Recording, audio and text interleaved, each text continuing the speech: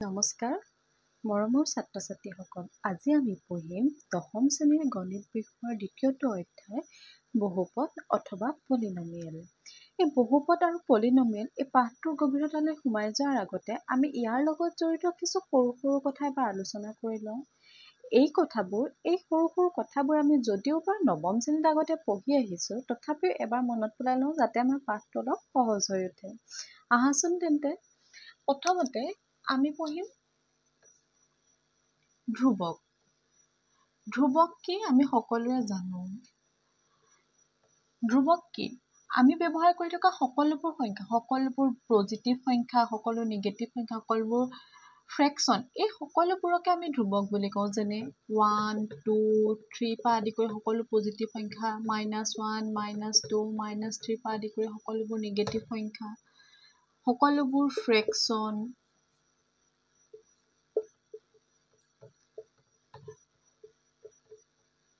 এই সকলোবোৰকে আমি কি বুলি ক'ব পাৰোঁ?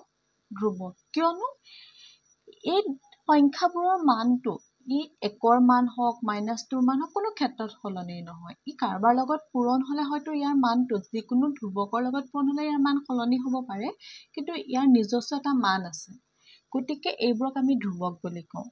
ইয়াৰ পাছত আহিব চলক। আমি ব্যৱহাৰ কৰা ইংৰাজীৰ এলফাবেটসমূহ ABCৰ পৰা আদি কৰি X, Y, Z এই সকলোখিনিকে আমি চলক বুলি কওঁ। চলক মানে কি হয়? এনে আমি কি বুজো? চলক মানে কিবা এটা চলি থকা বা চলন্ত তেনেকুৱা কিবা এটা বুজো।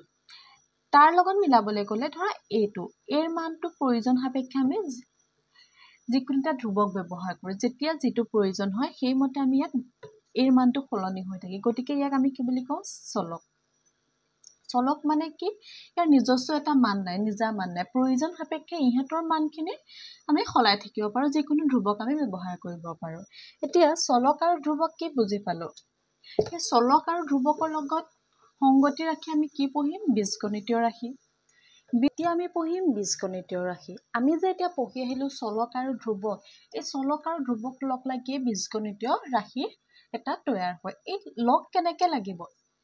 যোগ, বিয়োগ, পূৰণ, হৰণ এইকেইটা চিহ্নৰ সহায়ত চলক আৰু ধ্ৰুৱক লগ লাগি এই বীজগণিতীয় ৰাশি এটা তৈয়াৰ হয়। যিকোনো এটা ধ্ৰুৱক ধৰি ললোঁ 3 আৰু এটা চলক A। এই 3 আৰু A কেনেকৈ লগ লগাব পাৰোঁ? 3A মানে 3 আৰু A পূৰণ কৰি কি পালোঁ আমি? 3A। ই এটা বীজগণিতীয় ৰাশি। কি কৰিছোঁ? 3টো ধ্ৰুৱক, A টো চলক। ইহঁতক পূৰণ কৰিছোঁ, পূৰণ কৰিলত কি পালোঁ?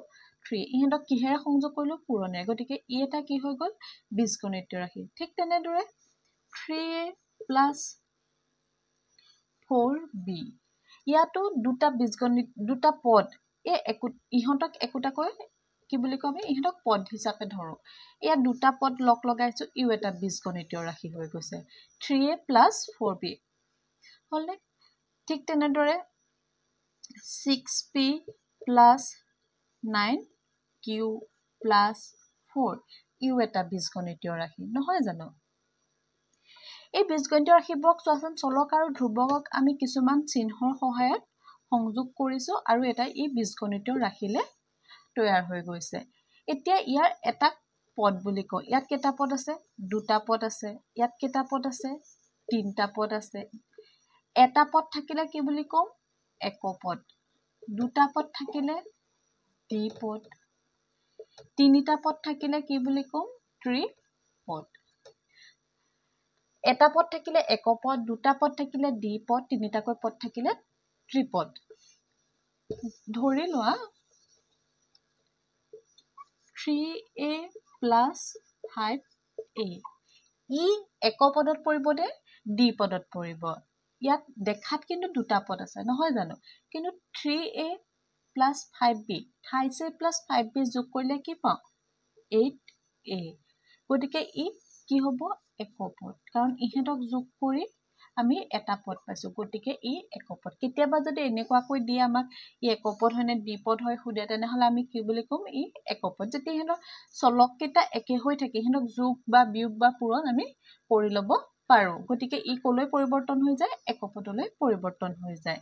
এটা বীজগণিত ৰাশি মানে কি বুজিলো যেতিয়া চলক আৰু ধ্ৰুৱকক এই যোগ বিয়োগ পূৰণ হৰণ এই চিহ্নকেইটাৰ সহায়ত সংযোগ কৰি এটা পদ গঠন কৰো তাক কি বুলি কওঁ বীজগণিতীয় ৰাশি হল এতিয়া আহিছো আমি ঘাত ঘাত বুলি ক'লে আমি কি বুজো ঘাত বুলি ক'লে আমি নৈ ঘাটলৈ মনত নেপেলাম কোলৈ মনত পেলাম এটা বীজগণিতীয় ৰাশি লৈ লম পটককে হল টুৱাইছ এটা বীজগণিতীয় ৰাশি ইয়াত এটো চলক আৰু টুটো ধ্ৰুৱক এইখিনিতে এটা কথা কওঁ এই চলকটোৰ লগত টুটো যেতিয়া পূৰণ হৈ থাকে এই টুটোক আমি কি বুলি কওঁ সহগ সহগ ই সংখ্যা গতিকে ইয়াক সাংখ্যিক সহগ বুলি কওঁ সহগ অথবা সাংখ্যিক সহগ তেনেকৈ বুলি কওঁ ইয়াক আমি সাধাৰণতে আমি সহগ বুলিয়ে কৈ থাকো গতিকে সাংখ্যিক সহগ বুলি সুধিলে কি হ'ব এই চলকটোৰ সাংখ্যিক সহগ কি 2 গতিকে এটা চলকৰ লগত যদি এটা ধ্ৰুৱক পূৰণ হৈ থাকে তাক আমি ধৰি লওঁ এনেকৈ 28b এই 3 টো ইয়াক কি হ'ব সহগ এখিনি আমি পঢ়ি আহিছো কৈ দিছো আকৌ এবাৰ ধৰি ললো এতিয়া কি ধৰিছো টুৱাইছ a এটো চলক এই এৰ ওপৰত কি আছে একো নাই মানে 1 এটা আছে এই 1 টোকে আমি কি বুলি কম ঘাত নেক্সট এটা ধৰিছো 28p স্কয়াৰ হল ইয়াত p টো চলক p ৰ লগত কি আছে 2 গতিকে ইয়াৰ ঘাতটো কি হ'ব 2 তেনে ধৰে 3p square plus twice q ইয়াত p ৰ ওপৰত 2 আছে q ৰ ওপৰত একো নাই মানে 1 এটা আছে গতিকে ইয়াৰ ঘাত কি p ৰ ক্ষেত্ৰত ঘাত কি 2 q ৰ ক্ষেত্ৰত ঘাত 1 আমি এইগিটা গম পালো যে এইগিটাক আমি কি বুলি কওঁ ঘাত বুলি কওঁ তাৰ লগতে ধৰি ললো 5 হলনে এতিয়া চাম 5 ৰ ওপৰটো একো নাই মানে 1 এটা আছে কিন্তু 5 ৰ ঘাত আমি 1 বুলি নকওঁ ঘাত বুলি ক'লে সদায় কাৰ লগত থকা গিটা কম চলক গিটাৰ লগত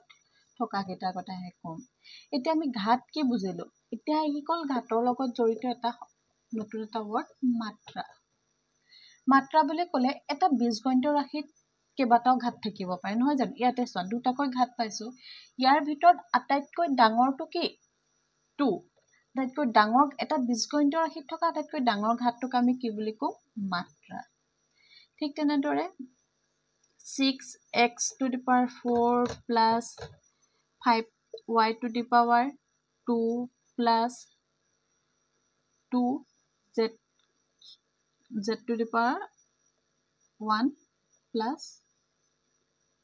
5 হল 1 টো নিলিখিব পাৰো আমি কাটি দিছো ইয়াত কি আছে x ৰ সহগ কি আছে 4 x ৰ ঘাত কি আছে 4 y ৰ ঘাত 2 z ৰ ঘাত একো নাই মানে 1 5 ৰ ক্ষেত্ৰত আমি নধৰো ঘাত হিচাপত এতিয়া আটাইতকৈ ইয়াৰ ডাঙৰ ঘাতটো কি 4 গতিকে এই 4 টো কি হ'ব ইয়াৰ মাত্ৰা বুজি পাইছানে এটা বীজগণিত ৰাশিত থকা আটাইতকৈ ডাঙৰ ঘাতটোকে আমি কি বুলি কম মাত্ৰা বুলি কম যদি আমি ইয়াৰ 5 টোৰ ক্ষেত্ৰত আমি 10 থাকিল হয় তেনে হলে আমি ইয়াত মাত্ৰা বুলি ক'লে 10 টো কম জানো নকওঁ কিয়নো মাত্ৰাটো সদায় চলকৰ লগত থকা পাৱাৰটোকে বুজিম ইয়াত চলকৰ লগত কি আছে x to the power 4 আছে আৰু ইয়াত y to the power 2 আৰু z to the power 1 গতিকে ডাঙৰ কি 4 টো গতিকে ইয়াত মাত্ৰাটো কি হ'ব 4 হে বুজি পাইছো এটা ঘাত মাত্ৰা চলক ধ্ৰুৱক এইখিনি আমি বুজি পালো এতিয়া এইখিনিৰ লগত জড়িত আটাইতকৈ আমাৰ প্ৰয়োজনীয় টপিকটো কি আছে বহুপদ এতিয়া আকৌ আমি এটা বীজগণিত ৰাখি ললো কি ললো 28p হলনে এটা বীজগণিতীয় ৰাশিক বহুপদ বুলি আমি তেতিয়াহে কম যেতিয়া ইহেতৰ ঘাতসমূহ এটা পূৰ্ণ সংখ্যা হয় পূৰ্ণ সংখ্যা হ'ব লাগিব দেই ইয়াত ঘাত একো নাই মানে 1 আছে ঘাত কি হ'ব লাগিব ঘাতসমূহ পূৰ্ণ সংখ্যা মানে হোল নাম্বাৰ কৰ পৰা ষ্টাৰ্ট হয়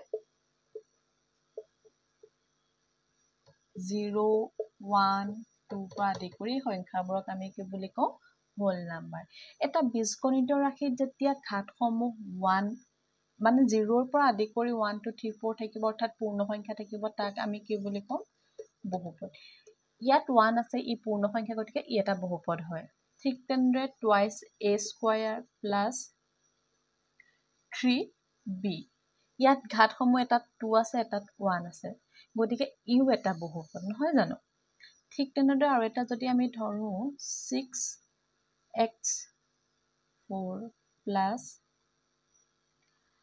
3 1/x plus 6 ই এতিয়া বহুপদ হয় না নহয় কেনেকৈ চাম কিন্তু ই এই পাৱাৰ হিচাপত নাই গতিকে ইয়াক আমি পাৱাৰ হিচাপলৈ ভাঙি লম কেনেকৈ লম 6x to the power 4 plus 3 আমি পাই আহিছো 1/x মানে আমি কেনেকৈ লিখিব পাৰো x to the power -1 গতিকে ইয়াক তেনেকৈ লিখিম x to the power -1 plus 6 ইয়াত এতিয়া x ৰ ঘাত 4 আৰু ইয়াত x ৰ ঘাত -1 ইয়াত এতিয়া ই -1 টো পূৰ্ণ সংখ্যা হয়নে নহয় আৰু আমি কি পঢ়িলো পূৰ্ণ সংখ্যা হলেহে কি বুলি কম ঘাতসমূহ পূৰ্ণ সংখ্যা হলেহে এটা বীজগণিত ৰাশি বহুপদ বুলি কম ই যেতিয়া পূৰ্ণ সংখ্যা নহয় গতিকে ই এই ঘাতটো যেতিয়া পূৰ্ণ সংখ্যা নহয় ই বহুপদো নহয় ইয়াত চলকত থকা প্ৰতিটো ঘাতে এটা পূৰ্ণ সংখ্যা হ'ব লাগিব যদিহে এটা ঘাটো পূৰ্ণ সংখ্যা নহয় তেনেহলে ই এটা বহুপদ হ'ব নোৱাৰে গতিকে এনেদৰে যদি আমি বেলেগ এটা লওঁ twice x square plus 3 to the power 4/x plus 6 ধৰি লৈছো ইয়াতো যদি এনেকৈ লিখিব পাৰো 3x to the power -4 plus 6 গতিকে -4 আহিল মাত্ৰ পূৰ্ণ সংখ্যা নহয় গতিকে ই এটা বহুপদ নহয় এতিয়া বহুপদ কি আমি বুজি পালো এতিয়া বহুপদৰ কিছুমান ভাগ আছে ভাগ সাধাৰণতে আমি তিনিটাৰ কথা পঢ়িম আৰু উলাই গৈ থাকিব এটা ললো 3a plus twice b ই এটা বহুপদ ইয়াৰ মাত্ৰা কি দুইটাতে 1 ঘাত আছে গতিকে মাত্ৰা 1 বা ইয়াৰ ঘাত 1 হল যেতিয়া এটা বহুপদৰ ঘাত 1 হয় তাক আমি কি বুলি কম মাত্ৰা 1 হয় ৰৈখিক বহুপদ ইয়াক কি বুলি কম ৰৈখিক বহুপদ ইংৰাজীত কম লিনিয়াৰ পলিনমিয়েল যেতিয়া এটা বহুপদৰ মাত্ৰা 1 হয় তাক কি বুলি কম আমি ৰৈখিক বহুপদ ঠিক তেনেদৰে 7x square plus 5y plus 6 ইয়াত চাও ইয়াত মাত্ৰা কি আটাইতকৈ ডাঙৰ ঘাতটো গতিকে ইয়াৰ মাত্ৰা 2 যদি ইয়াত মাত্ৰা 2 হয় এটা বহুপদৰ মাত্ৰা 2 হয় তাক কি বুলি কম দ্বিঘাত মানে দ্বিঘাত বহুপদ মানে ইহঁতৰ মাত্ৰা কি 2 গতিকে ইয়াক কি বুলি কম দ্বিঘাত বহুপদ নাইবা কোৱাড্ৰেটিক পলিনমিয়েল নাইবা কি বুলি কম আমি কোৱাড্ৰেটিক পলিনমিয়েল ঠিক তেনেদৰে আৰু এটা ধৰি ললো 5x cube plus twice y square plus z ইয়াত মাত্ৰা কি হয় 3 মানে আটাইতকৈ ডাঙৰ ঘাত 3 গতিকে ইয়াক কি বুলি কম ত্ৰিঘাত বহুপদ নাইবা কিউবিক পলিনমিয়েল কি পালো যদি এটা বহুপদৰ মাত্ৰা 1 হয় তাক ৰৈখিক বহুপদ বুলি কম যদি এটা বহুপদৰ মাত্ৰা 2 হয় তাক দ্বিঘাত বহুপদ বা কোৱাড্ৰেটিক পলিনমিয়েল কম যদি এটা বহুপদৰ মাত্ৰা 3 হয় তেনেহলে তাক ত্ৰিঘাত বা কিউবিক পলিনমিয়েল বুলি কম এইকেইটা কি হৈছে বহুপদৰ কিছুমান ভাগ বুজি পাইছো এতিয়া এটা ৰৈখিক বহুপদ ধৰি লওঁচোন আমাৰ এটা ৰৈখিক বহুপদ ধৰি লৈছো ax plus b y এটা ৰৈখিক বহুপদ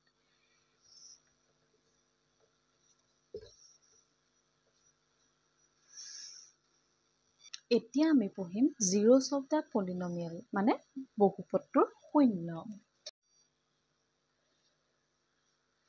এতিয়া আমি পঢ়িম বহুপদৰ শূন্য মানে zeros of the polynomial ইংৰাজীত কম বহুপদৰ শূন্য বুলি ক'লে কি হ'ব ইয়াক শূন্য মানে আমি ৰুট বুলি ক'ব পাৰোঁ বা সমাধান বুলি ক'ব। কাৰ সমাধান বা কাৰ ৰুট? বহুপদটোত থকা চলকটো, যাৰ মানটো আমি নাজানো, সেই চলকটোৰ মানটো আমি উলিয়াব লাগে। ধৰি লৈছোঁ এটা বহুপদ কি x-2, ইয়াত এই xৰ মানটো উলিয়াব লাগে। xৰ কি মানৰ বাবে এই দুটাৰ ভেলুটো আমি 0 পাম। ধৰি লৈছোঁ px মানে x-2। এতিয়া xৰ ঠাইত এনে কিছু মান বহাব লাগে যাৰ ফলত আমি x-2 = 0 পাম। হ'ল, যিকোনো বাস্তৱ সংখ্যা বহাব পাৰোঁ। xৰ ঠাইত আমি বহাই চাই থাকিম, তেতিয়া বুজি পাম। ধৰি লৈছোঁ প্ৰথমতে xৰ ঠাইত আমি 1 বহাই দিলোঁ। xৰ ঠাইত 1 বহালোঁ, ইয়াতো 1 আহিব। 1 - 2 কিমান পালোঁ? -1 হ'লনে?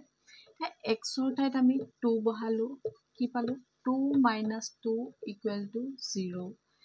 xৰ ঠাইত আমি 3 বহালোঁ, কি হ'ব? 3 - 2 = 1। xৰ ঠাইত আমি 4 বহালোঁ, কি হ'ব? 4 - 2 = 2। এতিয়া চোৱা, xৰ কি মানৰ কাৰণে x-2টো আমি 0 পালোঁ? 2ৰ কাৰণে। মানে কি? x = 2। xৰ মানটো 2 হয় কাৰণে তাৰ মানটো আমি 0 পালোঁ। মানে xৰ ঠাইত 2 বহালে আমি মানটো কি পাম? 0 পাম। এই 2টোৱে হৈছে ইয়াৰ বহুপদটোৰ শূন্য বা ৰুট বা ইয়াৰ সমাধান। বুজি পালোঁ নহয়? মানে কি? বহুপদটোত থকা চলকটোত এনে এটা মান বহাব লাগে যাৰ ফলত গোটেই বহুপদটোৰ ভেলুটো কি হয়? 0 হৈ যায়। আমি আন এটা বহুপদ ধৰোঁ। ধৰি ললোঁ x+3। ইয়াক কেনেকৈ ধৰি ল'ম? px = x+3। xৰ ঠাইত কি মান বহালে আমি এই pxৰ মানটো 0 পাম? এইখিনিত কি বহালে 0 পাম? আমি চাই লওঁ কি বহাব পাৰোঁ। প্ৰথমতে আমি 1 বহাম। কি বহালোঁ? 1 + 3 কি পালোঁ? 4। তাৰপৰা 2 বহাইছোঁ, কি পাইছোঁ? 2 + 3 = 5। কি দেখিছোঁ? বাঢ়ি গৈ আছে। আমি গতিকে সৰু বহাই চাওঁচোন। 0 বহাই চাম। কি হ'ল? 0 + 3 3 হ'ল। এতিয়া আমি নিগেটিভ সংখ্যাও বহাই চাব পাৰোঁ নহয়। 1 বহাই চালোঁ, কি হৈছে? -1 + 3 2। তাৰপৰা -2 বহাই চালোঁ, -2 + 3 কি হৈছে? 1। -3 বহাই চালোঁ, -3 + 3 = কিমান হ'ব? 0। এতিয়া কি পালোঁ? xৰ কোনটো মানৰ বাবে 0 পাম? -3, মানে x = -3 কাৰণে কি হ'ব? বহুপদটোৰ মানটো 0 হ'ব। মানে আমাৰ ইয়াত xৰ শূন্য কি? -3। এই বহুপদটোৰ শূন্য কি হ'ব? -3। বুজি পাইছোঁ 0 মানে কি? 0 মানে সাধাৰণতে এনেকৈ ক'ম যাতে এই চলকটোৰ এটা মান যিটো মানৰ বাবে গোটেই বহুপদটোৰ ভেলুটো কি হৈ যায়? 0 হৈ যায়। হ'ল, ইয়াত আমি বহুত বিভিন্ন উদাহৰণ লৈ থাকিব পাৰোঁ, যিখিনি আমি ব্যৱহাৰ কৰি পাছত আমি অংকসমূহ কৰি থাকিম। আমাক যদি এটা ৰৈখিক বহুপদ দিয়া থাকে, আমি সহজকৈ তাৰ শূন্য উলিয়াব পাৰোঁ। কেনেকৈ চাই অহা? এটা আমি সাধাৰণ ৰৈখিক বহুপদ ধৰি ল'লোঁ কি? ax + b, য'ত a does not equal to 0। এইটো কেতিয়াও 0 হ'ব নোৱাৰে। এতিয়া ধৰি ল'লোঁ ইয়াৰ শূন্যটো কি? k ধৰি লৈছোঁ, আৰু য'ত kটো কি হ'ব লাগিব? এটা বাস্তৱ সংখ্যা। এই k মানটো ইয়াৰ পৰাই কেনেকৈ পাব পাৰিছোঁ? k মানটো কি হ'ব? -b/a। -bটো কি? ইয়াত থকা ধ্ৰুৱক পদ। bটো কি? a আৰু b হয় ধ্ৰুৱক হয়, হয়নে? ইয়াত যে ধ্ৰুৱক পদটো কি? b। bটো কি হ'ব? ধ্ৰুৱক। আৰু এইটো ধ্ৰুৱক হয়, তথাপি ইয়াক কি বুলি ক'ম? চলকটোৰ লগত আছে, পূৰণ হৈ আছে। মানে কি? ই চলকটোৰ সহগ। এই ঠাইত মানে কি লিখিব লাগিব আমি? চলকটোৰ সহগ। এনেকুৱা ধৰণৰ এটা যদি ৰৈখিক সমীকৰণ দিয়া থাকে, তেনেহ'লে আমি -b/a পাতি লৈ পেলাই তাক ডাইৰেক্ট আমি সেই বহুপদটোৰ শূন্যটো উলিয়াব পাৰিম। উদাহৰণস্বৰূপে আমি যদি ধৰি লওঁ 2x + 3, ইয়াৰ পৰা আমি ইজিলি কি উলিয়াব পাৰোঁ?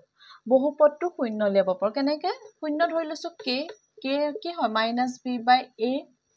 এতিয়া মাইনাছটো লিখিম বিৰ ঠাইত কি আছে 3 আৰু এটো কি xৰ সহগ গতিকে xৰ সহগ কি 2 মানে কি এই বহুপদটোৰ ক্ষেত্ৰত শূন্যটো কি হ'ব -3/2 বুজি পালোনে এনেকুৱাকৈ যদি আমাক এটা ৰৈখিক সমীকৰণ দিয়া থাকে আমি অতি সহজে তাৰ শূন্যটো উলিয়াই ল'ব পাৰো এটাই নিয়ম কি -b/a বিৰ ঠাইত থকা মানটো আৰু এৰ ঠাইত থকা মানটো পাতি দিলে আমি ৰৈখিক সমীকৰণ এটাৰ শূন্যটো আমি উলিয়াই ল'ব পাৰিম আজিৰ ভিডিঅ'টোত ইমানলৈকে আছিলে আমি পুনৰ লগ পাম অন্য এটা ভিডিঅ'ত ধন্যবাদ